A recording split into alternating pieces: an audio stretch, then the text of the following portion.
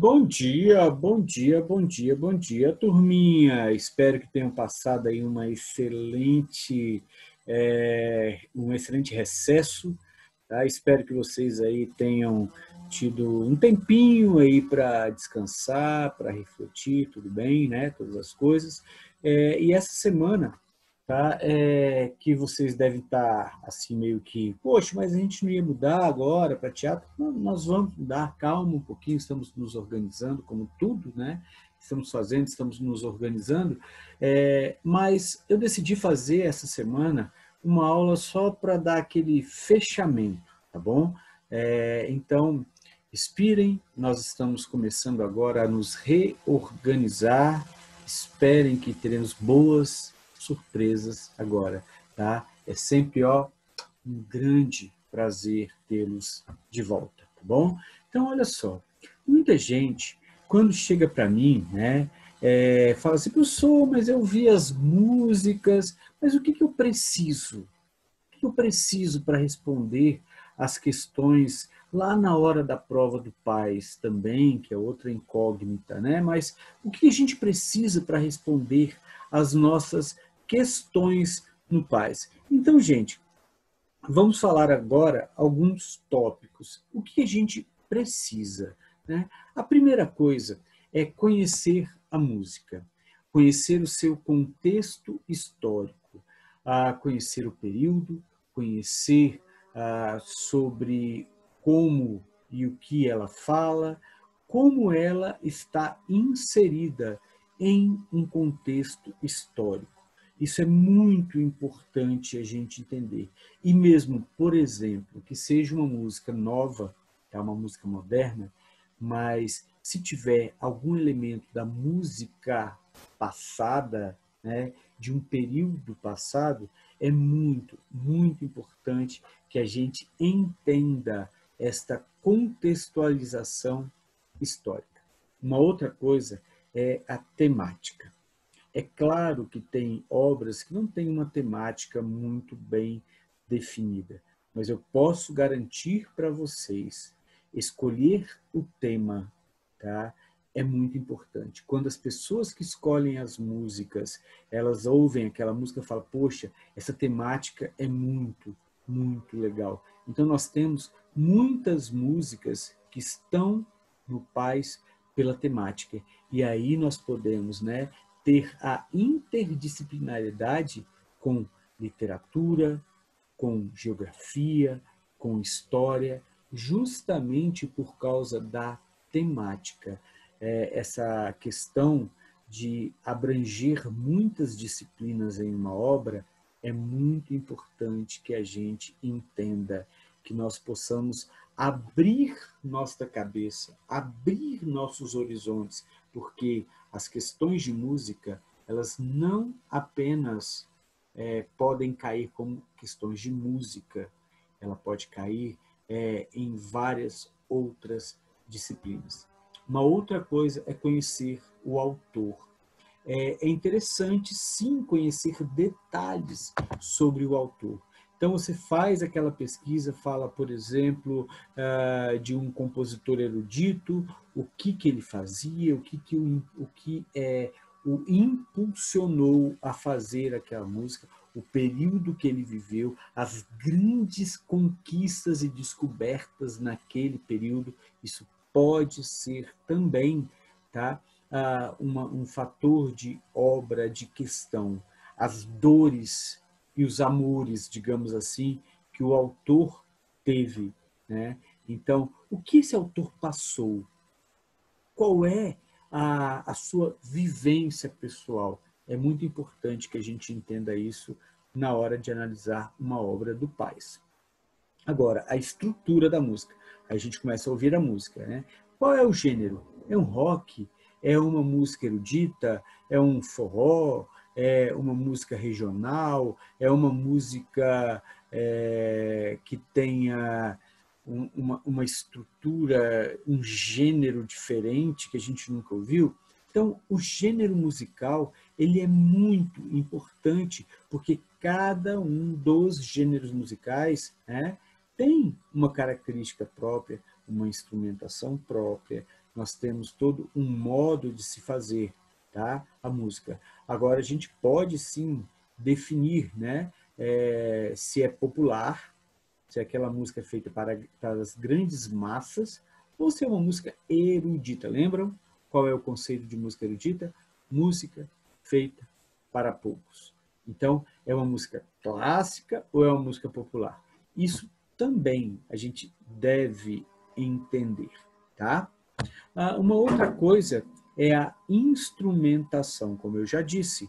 A instrumentação é muito importante que a gente entenda, porque pode ser o peguinha que a UNB quer que a gente caia, né? Então, às vezes, um solo de um instrumento é cobrado numa prova. Então, você tem que prestar atenção naquela instrumentação. Uma vez, a UNB falou de um solo de trompete na música, não tinha trompete, tinha trombone. Uma outra vez, a UNB falou também desse solo de trompete, aí nesse caso, nessa música tinha, mas falou, olha, nesta música tal, o solo de trompete é no final da música. Cara, você tem que entender qual é a instrumentação. É claro que quando a gente tem uma música orquestral muito grande, você vai ter uma visão mais amplificada, né? Por quê? Porque aí você sabe, poxa, aquela orquestra nós vamos ter violino, viola, violoncelo, contrabaixo, piano, instrumento de percussão, instrumento de sopro. Que instrumento de sopro? Se algum instrumento de sopro chamar mais atenção, aí você vai ter que entender, né? Então, todas as vezes que a gente fala de instrumentação, é o conjunto. Você vai ter que prestar muito atenção neste conjunto de instrumentos musicais. A sua organologia, por exemplo, né? Se é um cordofone, se é um membranofone, se é um idiofone, se é um aerofone, se é um eletrofone, saber as diferenças, e tudo isso a gente consegue saber a partir do nosso livro, a partir das nossas aulas, né? Então, a gente tem aí que saber a instrumentação de cada um de cada uma das obras do Paz. E, cara, isso daqui é muito importante para que a gente possa fazer essa interdisciplinariedade, falar sobre os parâmetros do som, entender, por exemplo, quando se fala em dinâmica, que uma música, isso já caiu muito mesmo, tá? Ela é mais forte e depois ela fica mais fraca, ou ao contrário, dinâmica é forte, fraco, tá? Parâmetro intensidade. Saber, por exemplo, no andamento, que é o parâmetro duração, se teve aquela parada, qual é o ritmo da música, né? Então, quando a gente fala dos parâmetros, a gente tem que falar do timbre, tá? O timbre de tal instrumento é diferente do timbre de outro instrumento, por exemplo, a altura, né? Que o timbre do instrumento tal é mais agudo do que o timbre do instrumento outro. Por exemplo, né? Uma guitarra ela é mais aguda do que um contrabaixo. Isso a gente ouve no timbre, mas também ouve no parâmetro altura, né? Mais agudo, mais grave, mais frequência, menos frequência. Tudo isso está relacionado aos parâmetros do som. Vocês lembram quais são? Tá? Altura, intensidade, duração e timbre. É isso que nós devemos ficar atentos ao analisarmos as obras do Paz, né? Então, tudo isso aí tem uma importância muito grande. Mas qual é realmente a chave do nosso sucesso? Ouvir, ouvir, ouvir. Ouvir, ouvir, ouvir, ouvir! Cara, o pessoal às vezes fala assim, pessoal, mas eu escutei essa música já 2 vezes. Não, 2 vezes não é suficiente. Você tem que ouvir, ouvir, ouvir, ouvir, ouvir. Porque aquela música vai entrando em você, você vai percebendo a necessidade daquela música. Então, galera, quando a gente fala em música, a gente tem que ouvir, ouvir, ouvir. Quer ver a outra dica? Cara, essa dica, ela é a dica de ouro. Preste atenção. Tan, tan, tan, tan. Pam, pam, pam, pam, pam, pam, pam, pam, pam, pam, pam, pam, pam. Olha a dica. Ouvir. Ouçam a música. Ouçam a música. Olha a dica. Ouvir. Não adianta você, tá, falar que ouviu 2, 3 vezes a música. Ou, eu ouvi, você estava lá no carro e eu ouvi. Não, não, não. Você tem que parar e aqueles, né, aqueles detalhezinhos que nós vimos, vocês têm que prestar muita atenção. Tá ok? Então, galera, olha só. Aqui nós temos a relação das obras do Pais. Bom? Então, aqui nós vamos ver a relação das obras do Pais.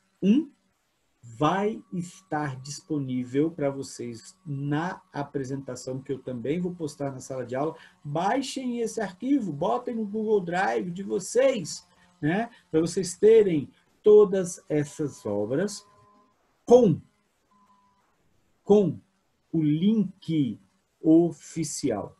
Então, no Pais 1 nós temos Cânone em Ré, Chuva, Baquianas Brasileiras, Brasiliana, Bumba Meu Boi, Festa do Divino, Meu Cupido é Gari, O Caos do Angelino de Oliveira e a Tristeza do Jeca, a Ópera Orfeu, Samba House, Espírito Santo, Zero e Aos Olhos de uma Criança, que aí todo mundo trabalha aos olhos de uma criança, porque ela é a obra audiovisual. Tudo bem? Então, essa relação está disponível para vocês. Vocês, até o final do ano, escutem, escutem, escutem. Tá bom, gente? Então, vida longa e próspera. Espero que vocês sejam sempre felizes. Sejamos felizes. Ok, galera? Então, é isso que eu desejo a todos vocês.